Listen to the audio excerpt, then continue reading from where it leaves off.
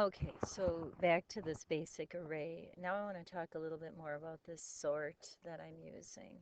You'll notice that in the document that I gave you, um, I have listed several different sorting techniques, and some of them are better than others for obvious reasons. Some of them take a lot of space and time. In this particular program, we could care less because I have 7 items, so any sorting technique isn't going to take long. What I want to encourage you to do is write programs that go through way more data, like maybe thousands of elements in an array, and try to sort. Because you'll notice very fast that some of them work much faster than others.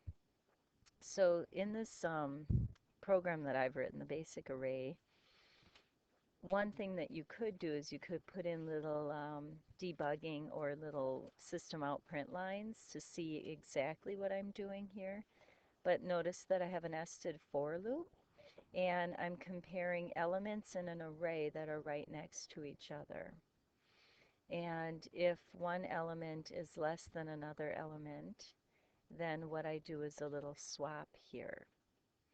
And I keep doing that and I keep going through that array until I've made it through the entire array, swapping um, elements that are right next to each other.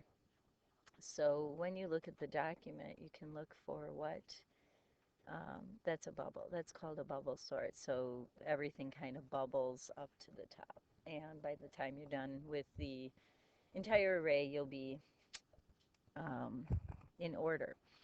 But there's some other sorting techniques that I'd like for you to try in here. So I wrote one of them, and I'm going to ask you to write the other ones just to test them out and to go through that code.